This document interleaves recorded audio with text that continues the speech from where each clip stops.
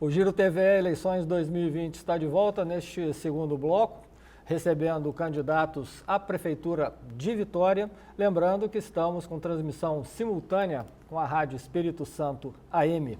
E neste bloco a gente recebe o candidato Ralfer Luide, que já está conosco aqui no estúdio, engenheiro civil, formado pela Universidade Federal do Espírito Santo, servidor concursado do DNR, do DER, do DENIT, atualmente servidor de carreira da Agência Nacional de Transportes Terrestres, a ANTT, e já assumiu alguns cargos como superintendente do DENIT, diretor-geral do DR aqui do Espírito Santo, diretor executivo do DENIT.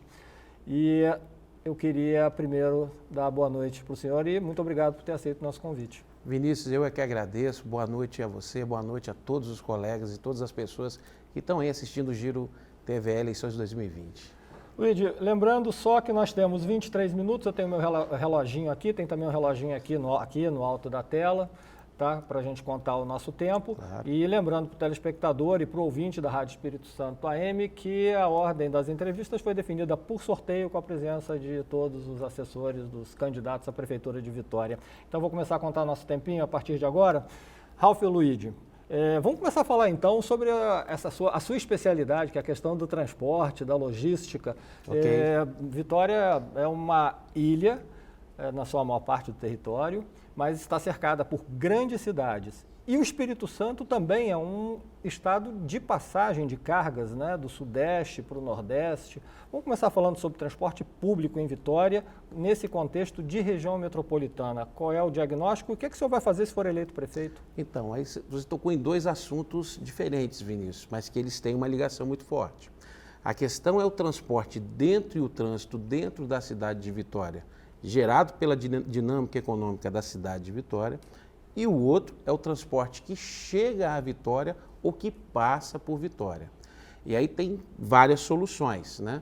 Mas a mais importante nesse contexto de você construir uma solução que reduza congestionamento, uma solução que aumente a qualidade de vida do cidadão, uma solução que reduza o tempo dele dentro de um ônibus. Essas questões todas, elas passam principalmente pela mudança da dinâmica econômica da cidade. Porque o que acontece aqui em Vitória? Aqui em Vitória a gente tem a dinâmica da cidade toda, migrou nos últimos 20, 30 anos, da região central da cidade, e a cidade cresceu, né? E o entorno de Vitória cresceu, e essa dinâmica foi toda para a Zona Norte. Então, quando você pega o cidadão de Vitória, ele sai, olha que coisa incrível, ele sai do centro, sai da região da Grande São Pedro, da Grande Santo Antônio, da região de Maria Ortiz, ali também, Goiabeiras, Maruípe, e ele vai se deslocando para aquilo que a gente chama de Nordeste da cidade, né? Que é a região de Jardim Camburi, da Praia do Canto, principalmente, da Enseada do Suá, que é a região mais nobre, onde você tem a maior quantidade de oferta de oportunidades. O que precisa ser feito, prioritariamente, é mudar a dinâmica econômica para que as oportunidades surjam nos outros locais. Por exemplo, revitalizar e requalificar o centro de Vitória é fundamental, porque aí os empregos gerados aqui no centro de Vitória também vão ser ocupados pelos moradores da região de Santo Antônio, de São Pedro, de Maruípe. Só que para você chegar você estando em Santo Antônio para chegar no centro, você estando em São Pedro para chegar no centro, você estando em Maruípe para chegar no centro, você se utiliza do contrafluxo hoje, do contrafluxo do que é o fluxo natural que é indo para a Zona Norte. É claro que a gente ainda tem um fluxo para o centro, porque o centro ainda concentra uma quantidade razoável de ofertas e oportunidades de serviço. Se você fizer isso também na região de Santo Antônio, fizer isso também na região de São Pedro, na região de Maruípe e de Goiabeiras, ou seja, descentralizar a dinâmica econômica da cidade, você gera distâncias menores para o cidadão, para o empregado, funcionário, o empreendedor, ele poder fazer. Aí, distâncias menores, você não precisa usar o carro. Distância menor, você pode usar, por exemplo, a bicicleta. Se você tem distância de 1, 2 quilômetros, você pode, inclusive, ir a pé, se você quiser. E a pessoa que usa uma bicicleta é um veículo a menos na pista. Uma pessoa que vai a pé, por exemplo, e não precisa utilizar o ônibus, é uma pessoa a menos lotando o sistema de transporte coletivo e deixando o transporte coletivo mais adequado, mais confortável. E se você precisa de menos gente no transporte, são menos ônibus. Menos ônibus, fluxo mais veloz, fluxo mais veloz, você tem viagens mais curtas e pontuais. Então, no médio prazo, a gente precisa descentralizar ou mudar a dinâmica econômica da cidade. Se a gente fizer isso, a gente colabora bastante para aumentar a qualidade de vida em Vitória, melhorar a condição do trânsito e, por que não dizer, melhorar até a condição de saúde do cidadão, porque aquele que vai a pé ou que vai fazer uso da bicicleta, obviamente, o faz de forma saudável. Antes da gente falar sobre a questão da logística, eu queria incluir, então, esse grande tema que é o desenvolvimento econômico de Vitória. Qual é a vocação de Vitória? E aí a gente fala também da questão da logística de Vitória ser uma cidade central de transporte. Sim, Vitória tem algumas vocações que estão negadas, foram negadas aí pelas últimas gestões, né? A primeira e fundamental é a nossa vocação turística. Não dá para uma cidade, para uma ilha aberta para o mar, um dos canais mais bonitos do mundo, Vinícius. Andei, trabalhei em todas as capitais do Brasil, conheci gente do mundo todo. As pessoas ficam impressionadas com o canal de Vitória, a Baía de Vitória. Ela é tão bonita, é comparada com a Baía de Oslo. É tão bonita e a gente não faz uso disso. A gente tem um litoral aqui belíssimo, temos uma região de montanha, temos um turismo religioso fantástico, que transita aqui por Vitória e Vila Velha. A catedral, para você ter ideia, é um dos monumentos mais visitados do Espírito Santo. E as pessoas não se dão conta disso. Então, quando você tem uma cultura com uma gastronomia incrível, como a moqueca capixaba, a torta capixaba, o próprio arroz de polvo, que é muito apreciado aqui no Espírito Santo, você tem uma cultura de uma música como o Congo, quando você tem a história das paneleiras, quando você tem o turismo religioso, o turismo histórico, que o centro histórico da capital é incrível também, e mais as belezas naturais da cidade, não dá para não avançar no turismo como uma grande força do desenvolvimento econômico de Vitória no século XXI. Então, esse é um ponto fundamental que a gente tem que construir uma solução. Mas aí precisa ter proposta. Não basta dizer que eu vou avançar no turismo e não ter proposta. Então, a proposta número 1 é requalificar o centro da cidade. Eu não falo nem de revitalizar, eu falo de requalificar, porque você tem construções no centro que merecem ser revitalizadas e tem outras, por exemplo, que não merecem existir mais. A dinâmica do comércio e do serviço está mudando.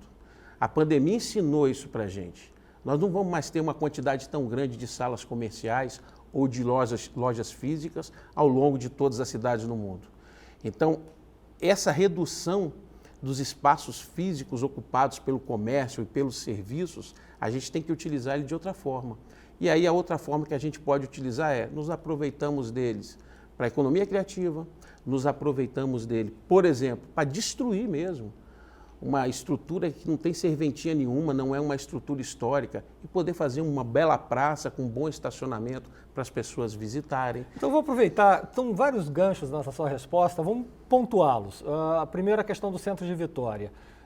Moradia também é uma forma de requalificar o centro de Vitória? Eu sou morador do centro, Vinícius. Moro no centro há 35 anos.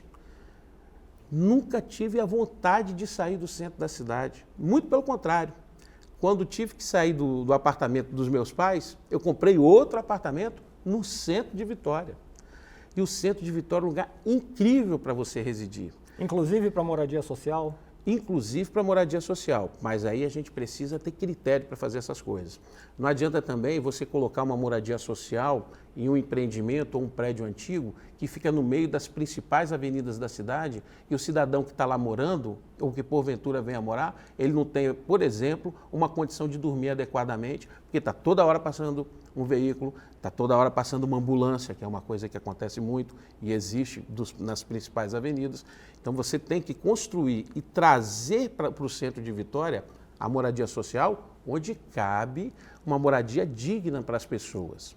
E na parte, digamos assim, mais comercial, mas que tenha muito barulho e muita poluição sonora principalmente, a gente constrói soluções de economia criativa, de parques, de empresas, startups. Então tem uma série, cultura também é fundamental. Então dá para a gente redimensionar o centro de Vitória e transformá-lo num lugar onde as residências aumentem, a gente tem uma quantidade maior de moradores e, ao mesmo tempo, a gente avance nas questões envolvendo serviço, turismo e, é claro, cultura. Eu vou incluir agora na nossa conversa o problema da pandemia. E é importante falar da pandemia da Covid-19 porque ela impactou severamente áreas absolutamente fundamentais para as pessoas, não só em Vitória, mas no mundo todo.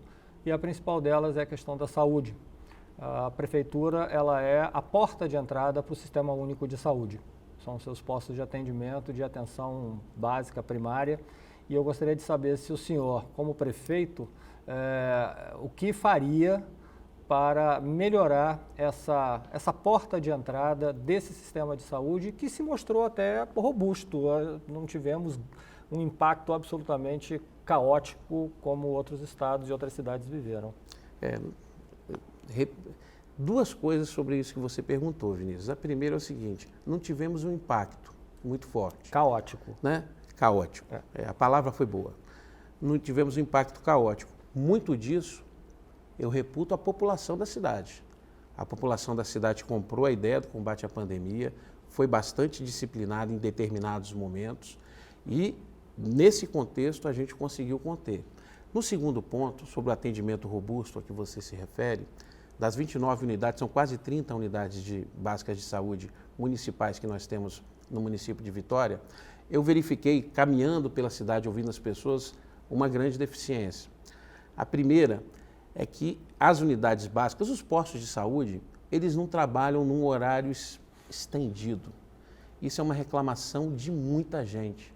Porque o que acontece? Quando você trabalha no horário estendido ou no horário especial, que possa funcionar, por exemplo, também nos sábados e até eventualmente nos domingos ou feriados, você tem uma oportunidade de, enquanto cidadão, poder agendar adequadamente sua ida no posto de saúde para poder fazer uma consulta e, eventualmente, até fazer um atendimento de maior complexidade, que é uma coisa que, infelizmente, a gente tem uma deficiência aqui na Prefeitura de Vitória.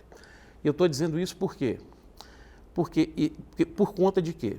Porque, como a dinâmica econômica da cidade ela é toda no mesmo lugar, então o funcionário que trabalha que mora em Santo Antônio, de novo, vou repetir isso porque isso é fundamental, ele trabalha, por exemplo, na Praia do Canto. Mas você sabia, Vinícius, que se ele for num posto de saúde da Praia do Canto, ele não vai ser atendido? Você sabia disso?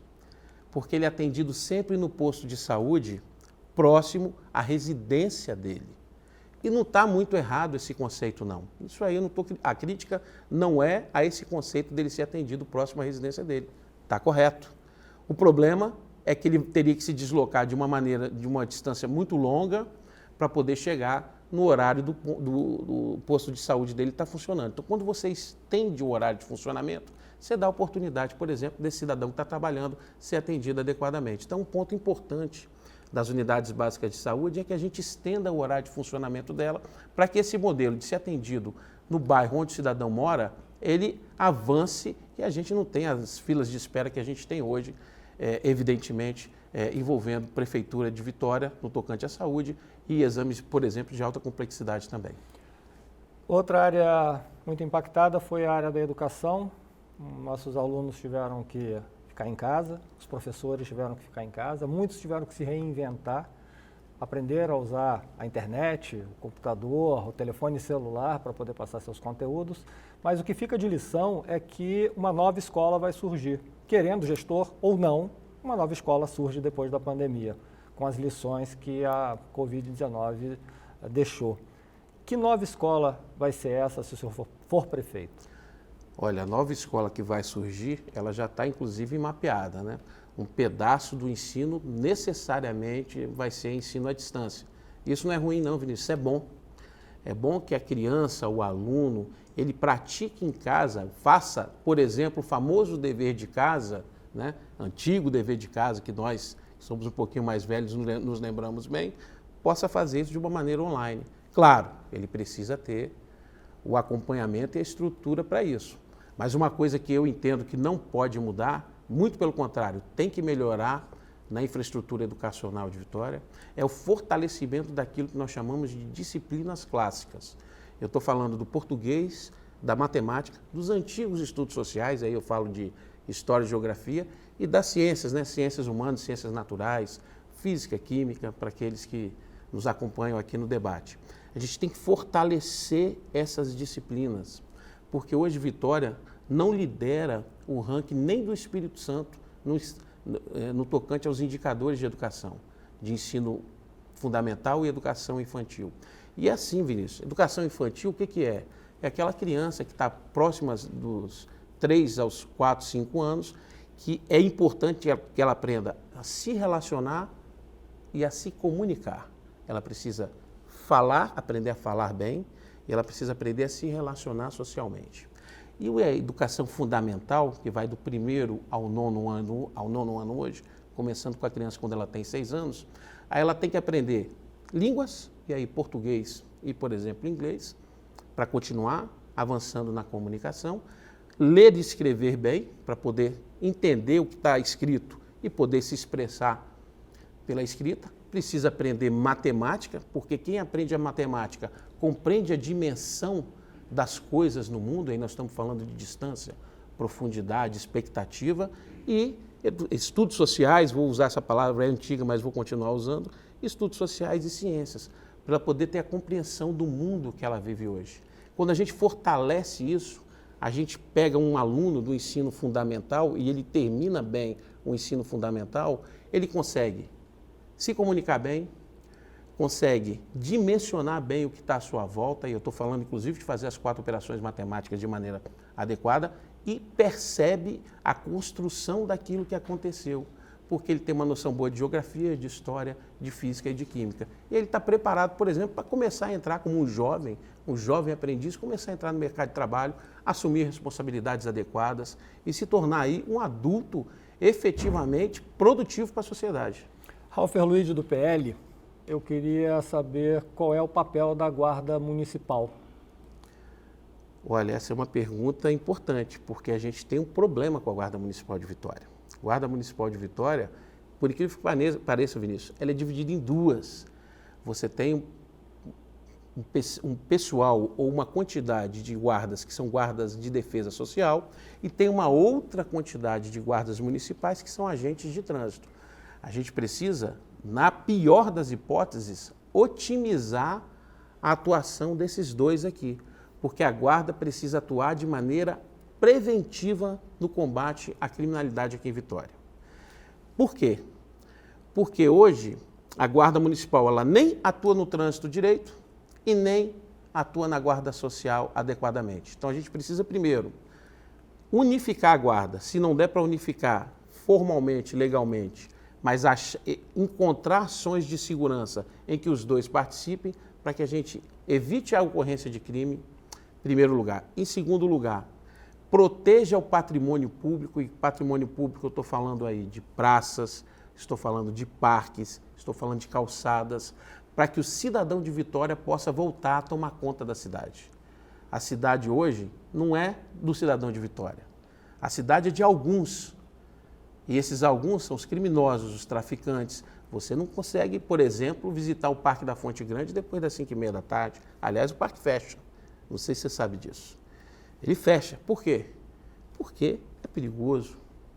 E aí você não chega lá, você vai no parque, por exemplo, no centro de Vitória, o Parque Moscoso, depois de determinado horário, ele fecha. Por que ele não está aberto o tempo todo? Porque falta segurança. Falta o cidadão de Vitória se sentir seguro para frequentar o parque. Quando ele não se sente seguro, outros tomam conta. Então a função da guarda, ela é prioritariamente prevenir o crime e também no trânsito orientar o condutor. O condutor que comete infrações de trânsito precisa ser multado? Ele precisa, mas ele precisa também ser orientado nesse sentido, para que não cometa as infrações de trânsito. A gente não quer uma guarda que viva de multa. A gente não precisa disso. A gente precisa de uma guarda que oriente o cidadão, oriente o motorista e que, eventualmente, se o motorista cometer uma infração de trânsito, ele será multado. Um prefeito, ele é também um líder, ele lidera debates dentro da sociedade que são fundamentais para ele. E um desses debates é a questão dos direitos humanos. E eu gostaria de saber do senhor como separar o debate em relação aos direitos humanos, principalmente daquela parcela da população mais discriminada, com menos visibilidade, e aí eu falo dos negros, jovens de periferia, dos LGBT+, separar da questão da segurança pública, por exemplo, e inseri-lo num contexto do debate em que ele deveria estar realmente inserido, que é o da igualdade, da igualdade de direitos e de oportunidades. Você tocou numa palavra que eu gosto muito. A palavra é oportunidade. E é por aí. E eu discordo de você numa coisa, Vinícius. Eu entendo que o debate da segurança pública ele tem que estar junto com essa discussão. Por quê? Porque o cidadão bem educado, ou seja, aquele que tem uma boa formação familiar e escolar, quais são as chances deles, entre aspas, ser um profissional de sucesso aqui na frente? São muito maiores do que aqueles que são fragilizados na sua essência ou na natureza de quando começaram. Tem a família desorganizada, seja por que motivo for, ou porque não teve acesso às mesmas oportunidades que esse primeiro que eu lhe falei. Então, a primeira coisa temos que dar oportunidade a essas pessoas que estão longe, que estão lá no Morro do Cabral, que estão no Morro do Quadro, que estão ali no Alagoano, que estão no Morro de São Benedito, no Jaburuga, essas pessoas. Porque elas não têm a mesma sorte, por assim dizer, daqueles que têm acesso a uma educação de qualidade particular ou acesso a uma saúde mais adequada, e aí não tem jeito. A gente tem que levar a oportunidade para eles. E como é que você leva a oportunidade? É prestando o serviço público adequado. Quando você presta o serviço público adequado de educação, de saúde e também de segurança, porque segurança não é só guarda, segurança é iluminação boa, segurança é você ter, por exemplo, a prática de esporte levada para os morros de Vitória. Por que não levar a prática de esporte para o Morro de Vitória? As crianças praticaram esporte lá. Uma criança, visitei outro dia, Mangue Seco. E lá no meio de Mangue Seco eu vi uma quadra. E a criançada toda na quadra. E falei com a minha vice-prefeita que estava junto. Ainda bem que eles estão aqui na quadra jogando bola. Porque se eles estão aqui praticando esporte, eles não estão aí perdidos na rua, podendo ser capturados pelo mundo do crime. Então o esporte é uma válvula de escape muito grande. Para você poder tirar a possibilidade do crime capturar essas crianças. E aí não vale só para as crianças, entre aspas, normais, né? Que são as crianças brancas, de olhos claros e assim sucessivamente. Bem nutridas. Bem nutridas. Isso tem que valer para todos. E aí a gente precisa levar os serviços para todos. E hoje, o que falta? Quando você vai no morro, falta esporte, falta educação adequada, falta atendimento de saúde adequado, falta infraestrutura para você chegar lá adequadamente. As calçadas estão em uma situação de miséria, a iluminação é muito difícil, reconheço que melhorou um pouco, mas é muito difícil, mas falta segurança também. Falta segurança, falta a mãe ter a segurança de que vai deixar o filho na escola e aquela escola que ela está deixando o filho é uma escola onde o filho vai ser bem educado, onde não vai ter tráfico de drogas dentro da escola e assim sucessivamente. Ralfer Luide, do PL, você tem 30 segundos para dizer para o seu eleitor, tá? Usa a câmera aqui, por que ele deve votar, não seu eleitor, o eleitor de Vitória, por que deve votar no senhor e não nos seus adversários? Estou aqui oferecendo uma candidatura de quem tem experiência. Eu tenho 25 anos de vida pública, sempre fui concursado, técnico, sou engenheiro civil, administrei orçamentos superiores aos orçamentos de Vitória e a minha ficha é limpa. É limpa, não tem irregularidades, nada. E eu amo essa cidade. Moro no centro da capital, nunca me mudei para a Zona Norte. Amo Vitória do começo ao fim. Foi um prazer receber aqui no estúdio da TVE Ralfer Luide, no Giro TVE Eleições 2020, em transmissão simultânea com a Rádio Espírito Santo AM. O programa de hoje fica por aqui, mas amanhã tem mais uma rodada de entrevistas, Neuzinha e delegado Pasolini. Estamos combinados, amanhã, 6 da tarde, Giro TVE Eleições 2020. A gente se vê.